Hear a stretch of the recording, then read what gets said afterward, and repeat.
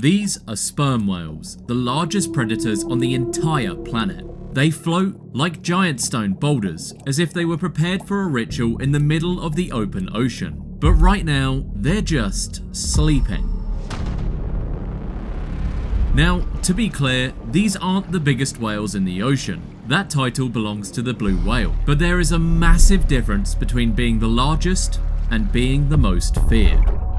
Even killer whales, very ironic to their name, will not try to hunt an adult sperm whale. They're simply too outclassed, not just by size, but by intelligence, by strategy, by abilities no other predator on the earth possesses. They're able to survive in every ocean in the world, and also in depths where no animal that needs to surface is ever supposed to be in. Every legendary tale of men at sea battling giant whales all derived from this very one creature, the sperm whale.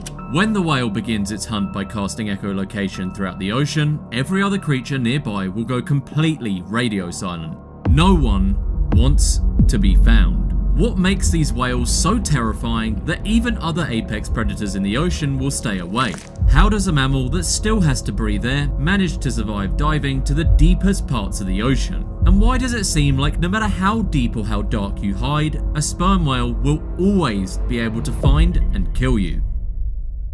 To understand how these animals seem to be freakishly dominating the ocean, you first have to understand the scale of what we're dealing with. A male sperm whale can reach 60 feet in length and weigh over 50 tons. So basically imagine a parking lot full of 30 cars, and then you put them all on this edge of the scale. The sperm whale still weighs more than that. But their most significant stat isn't their body weight, it's their brain weight. They possess the single largest brain of any animal to ever exist in the history of the world. Which means, yes, this is like the 4th world record that I've mentioned sperm whales breaking. It's about 5 times larger than a human brain. And while we still don't fully understand what they're doing with all their extra processing power, it's clear they aren't just drifting aimlessly. There is a common misconception that whales are just slow, gentle giants that wander the ocean like peaceful floating clouds. And well, this is actually true for things like blue whales or humpback whales. But sperm whales aren't passive. They're active, tactical predators.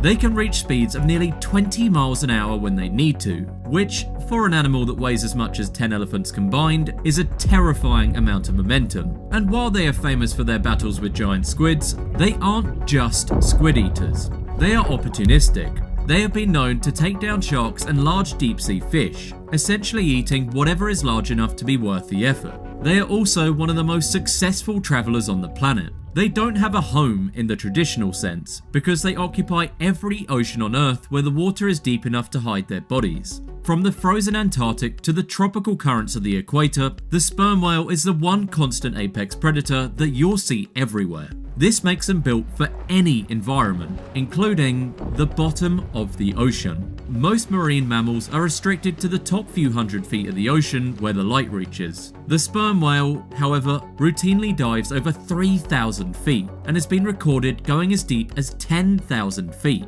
At that depth, the water pressure is over 3,000 pounds per square inch, which essentially for anything else means you're dead.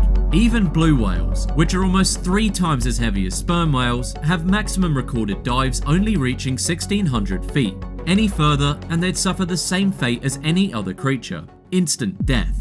This makes them one of the only animals in the entire world that can survive both at the surface and the absolute depths. You see, in nature, there is almost always a trade-off.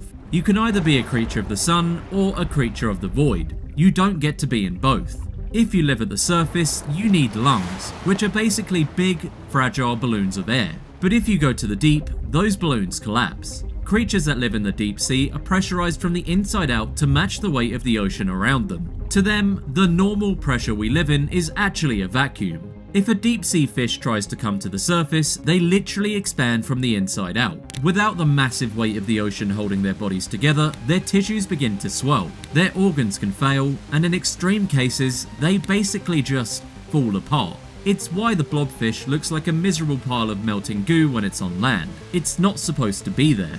So how does the sperm whale do it? And why bother going to places where no other whale would ever want to go? Well, to survive down there, the sperm whale essentially has to cheat at physics. See, while every other air breather is limited by their fragile lungs, the sperm whale's ribcage is actually flexible. It's designed to collapse instead of fighting the pressure. They just let their lungs fold up flat to keep them from rupturing. It sounds like a horrific injury, but for them, it's just Tuesday. But they still need to breathe, right? Well, not exactly. Unlike us, they don't carry much of their oxygen in their lungs. Down there, that's just a liability. Instead, they store it directly in their blood and muscles. They have massive amounts of a protein called myoglobin, which holds onto oxygen with a death grip. This allows them to effectively shut down their respiratory system and go into a low power mode for over 90 minutes. But even if you survive the pressure and the lack of air, you've now entered the pitch black void, with no idea what is surrounding you and what might want to eat you. Fortunately for sperm whales, they're so big that, well, nothing really wants to eat them, or nothing can eat them. So they can't be eaten, they don't need much air, and they can survive the pressure. Cool, but why go down there still? Well, the deep ocean holds a massive, untapped caloric jackpot, cephalopods. Down in the abyss, there is a literal group of food that no other predator can touch, specifically the giant and colossal squids. For any other animal, a 40-foot squid with rotating hooks on its tentacles is a nightmare. There is no deep-sea predator that can compete with them.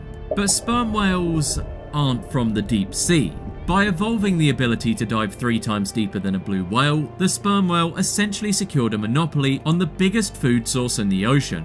It's a genius move, if you can survive the trip. But even if you're big enough to ignore the predators and tough enough to ignore the pressure, you're still basically flying a 50-ton plane in the middle of nowhere. In the pitch black of the abyss, eyes aren't doing anything for that whale. So, the sperm whale stopped relying on them. Instead, it decided to turn its entire face into the most powerful sonar system on the planet. This is the spermacety organ. It's a massive structure filled with thousands of gallons of specialized oil, taking up nearly a third of the whale's entire body. Its job is simple: to create, focus, and aim sound. When a sperm whale is hunting, it produces a series of clicks, but calling them clicks is like calling a jet engine a whistle. These sounds can reach 230 decibels. For context, a jet engine taking off is about 150 decibels. 180 decibels is enough to burst human eardrums. 230 decibels is loud enough to literally vibrate a human body to death. It is the loudest sound produced by any living creature in the history of the universe, even louder than a baby on the plane ride back home. When the whale sends these sound pulses out, they don't just hit things. They travel through the water like an acoustic searchlight. The sound waves bounce off the squid's body and return to the whale, giving it a 3D, high-definition map of exactly where the prey is, how fast it's moving, and even how big it is. A squid can be perfectly camouflaged and motionless in the dark, invisible to any eye, but to the sperm whale's sonar, it might as well be standing under a neon sign. There is nowhere to hide. If a sperm whale enters your part of the ocean, it already knows exactly where you are. But this isn't just about finding food. This sound is so powerful that it's theorized the whale can use it as a weapon. By narrowing the beam of sound, they might be able to literally flashbang their prey with an acoustic energy, stunning or even paralyzing a squid before they even reach it. They are essentially hunting with a biological railgun, using sound waves in water as bullets. But even when you're hunting with a biological railgun, the target doesn't always go down quietly. Sperm whales are tanky, definitely, but their prey isn't completely helpless either. These giant and colossal squids are genuinely deadly. For most animals, a 40-foot invertebrate with rotating hooks and serrated suction cups is the stuff of nightmares. We know these battles happen not because we've seen them, since they take place in a pitch black void miles below the surface, but because the whales carry the physical receipts. Nearly every adult sperm whale is covered in a map of horrific scars. They have giant circular welts on their heads and bodies, carved out by the sawtooth suckers of a giant squid. Some whales even have deep gashes from the pivoting bone hooks of the colossal squid. This is the most aggressive meal any whale is eating. Fortunately for the sperm whale, it's so massive and its skin is so thick that it can effectively ignore the fact a monster is trying to rip its face off, even though it's probably a bit painful. Realistically, the squids likely win less than 1% of the time against the whale. They'd have to hope the whale was a juvenile, or that they're a really beefy squid. Inside the stomachs of sperm whales, scientists have found thousands of hard, indigestible squid beaks. Since the soft tissue of the squid dissolves quickly, these beaks pile up like a biological graveyard. Some individual whales have been found with over 18,000 beaks in their gut all at once. Basically, it's quite unlikely the squids are actually going to win the battle, even though those marks do look brutal. It's a gruesome reality. The krakens that have terrified sailors for centuries, the massive, hook-tentacled horrors of the deep, aren't actually the kings of the abyss. They are a prey species. They are being harvested by the thousands by a mammal that decided millions of years ago that the dark wasn't something to be afraid of. But the real terror isn't just their size, it's the fact they're actually thinking. While the deep dives are solo missions, their social life is built on tactical superiority. This is the real reason orcas usually keep their distance even against juveniles. If a pod is threatened, the adults form a marguerite formation. They arrange themselves in a giant circle with their heads pointed inwards and their massive tails pointed out. The calves are tucked safely in the center, protected by a wall of 40-ton units. Even the wolves of the sea aren't dumb enough to challenge this. One tail flick can kill them. They have no rivals. They have no peers. They've turned the most hostile environment on the planet into a private, guarded pantry. Animals have been evolutionarily scarred by this one creature. For nearly 20 million years, the sperm whale has been the primary protagonist of the deep sea. When a predator dominates a world for that long, the rest of the ecosystem starts to bend around them. It's a concept called evolutionary memory, where the fear of a specific predator becomes baked into the DNA of everything else. This is why so many species, especially in the deep, have developed such specific, almost paranoid ways of living. If you're a squid, your entire existence is basically a desperate attempt to stay off a sonar screen. The hooks, the ink, the camouflage, it's all a part of a 20-million-year-old arms race that the squids are still, very clearly, losing.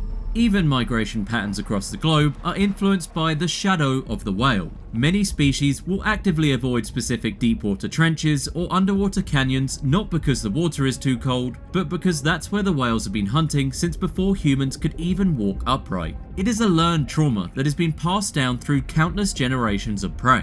The ocean doesn't just fear the sperm whale because it's big or because it's loud. It fears them because for the last 20 million years, the whale has been the only thing in the dark that doesn't have to hide. Even other highly intelligent predators, like beaked whales, live in a state of acoustic paranoia. They've been observed performing extreme, silent dives, specifically avoiding the frequency ranges where the sperm whales hunt.